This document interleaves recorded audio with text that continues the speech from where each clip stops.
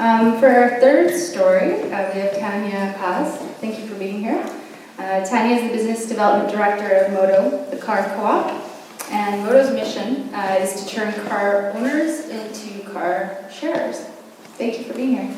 Sometimes friends roll their eyes and when I notice different cars, and then when I explain my interest in car sharing, then I explain that it means thousands of others can now think about other more wonderful things. Transportation has been a big part of my life. I grew up in Aldergrove, about an hour east of here, a bedroom community for Vancouver, which just means that a lot of people drove all the way to Vancouver to work and back. This makes it a good place to have a gas station. My parents worked long hours, and now my brother has taken over. Those from the Valley may know it as one of the only local independent gas stations around. Fast forward to Expo 1986, an exciting time for Metro Vancouver. I was 16 and could finally get my driver's license. Vancouver was host to the world for Expo, where the theme was communication and transportation. And we had a train in the sky. Now the Expo line. I had a season's pass to Expo and could borrow my parents' propane-powered car. Way fewer emissions and at the time less expensive fuel. To drive to Surrey and catch a SkyTrain to Vancouver. Freedom! Science World was new. A giant golf ball with lights and a laser show that showed films on the largest, curviest screen in the world. The one for Expo was a combo of transportation, some futuristic, from around the world, interspersed with images of an Inuit man showing his son how to make a sled with frozen fish for the blades. I remember a line from a scene in France. It's an old man at the edge of his garden talking to a young man on a racing bicycle who stopped to talk. Right beside them are the train tracks and the TGV, or bullet train. It's whizzing by at 250 kilometers an hour.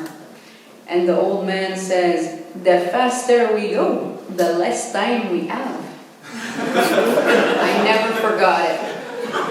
But driving only brought me freedom for so long. While at UBC, I got so many parking tickets, and after parking at B lot or C lot, I'd have to walk so far to get to class. Parking downtown was a nightmare. I realized that in high-density areas, cars didn't make sense. In '93, before my last year at uni, I cut off most of my hair, sold the propane-powered car, and felt even more free. Living in Kitts, it was an 8-minute drive to UBC, but then it was 30 minutes walk from the parking lot. Taking the bus to school took 15 minutes, but dropped me off right near my class, so the bus was actually faster. That's when I realized owning a car was mostly not useful.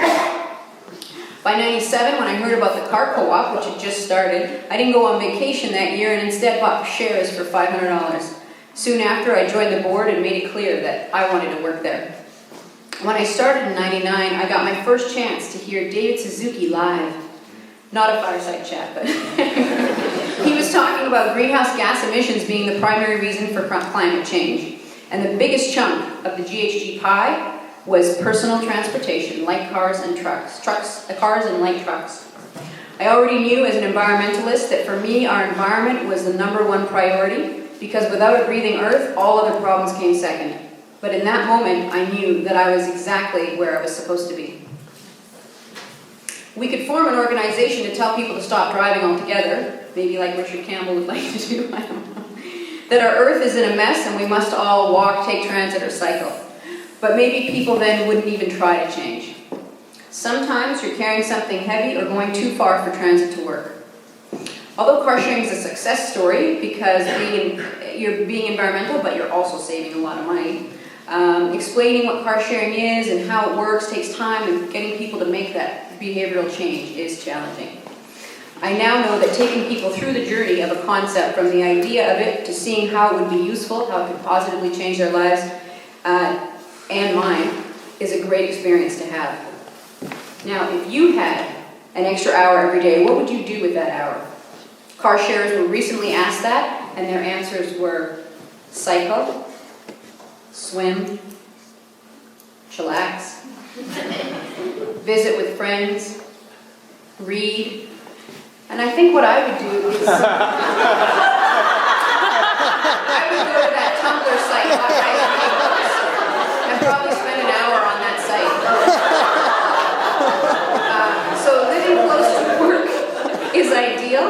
And having a bunch of transportation choices, sometimes taking multimodal trips is key. Some of the highlights from working at Moto for the past 13 years, and I'm thinking of so many more I didn't put in here. I worked for Tracy Axelson, the founder, for 10 years, and she taught me a lot about just jumping into it and going for it. At Mole Hill in Vancouver's West End, housing was saved, transformed, and into affordable housing, and the city agreed that since there were going to be 4 car co-op parking spots there, the other 82 spots could become community gardens. We were no longer abstractly involved in creating green space, but now directly creating green space through car sharing. This is designated on-street parking for car sharing in the city of Vancouver. It took 7 years of lobbying to get a few spots and another 3 to get some more, and now they're very expensive with our signs at the spot. Other groups started to call what they were doing car sharing. Some of it's not ethical and environmental. And so an informal group of organizations finally agreed on a definition of car sharing in 2008 and founded the Car Sharing Association. So far, with car sharing organizations or CSOs that are for-profit, non-profit, and co-op from Canada, US, Brazil, and Australia. Europe has now adopted our definition this summer, and here are the founding members. The CSA was founded 1 year and 1 day ago. In March 2011, Cooperative Auto Network rebranded to Moto the Car Co-op. It was a miserable, cold, and rainy day, and 100 keen members and friends stuck around to celebrate with us. With the rebrand came even greater enthusiasm from our members about how we touched their lives. Ernst, a new dad, sent us this photo 1 to 2 days after his son was born, which he wanted to record as the safe wheels that brought Ansel home from the hospital. Monday of this week, I'm doing this. UBC designated parking for car sharing, including towing capabilities and having our signs at the spots. It sounds small, but it only took about 14 years. So every co-op has an annual general meeting where a volunteer board of directors is elected. Tomorrow night is Moto's. Afterwards, we'll be celebrating Moto's 15th birthday at Vitality 2, which from 10 o'clock on at 560 Seymour. Join us and find it on Eventbrite. By the way, I now walk or cycle to work along a separated bike lane all the way along Hornby and Pender. So things have changed for me too. Here's a fun website showing car sharing around the world. You just use the arrow keys to go across the world. It's quite fun. And now it's accurate. And this electric vehicle was at the Tokyo Auto Show this year. One of my bosses in Australia said it looks like a Swatch. Who knows what the future of transportation looks like, but we know it includes more sharing. And what's your vision of our region? When we talk details, I find our visions are very similar. What we need now is dynamic leadership, and we have a lot of it right here to make that happen. Thank you.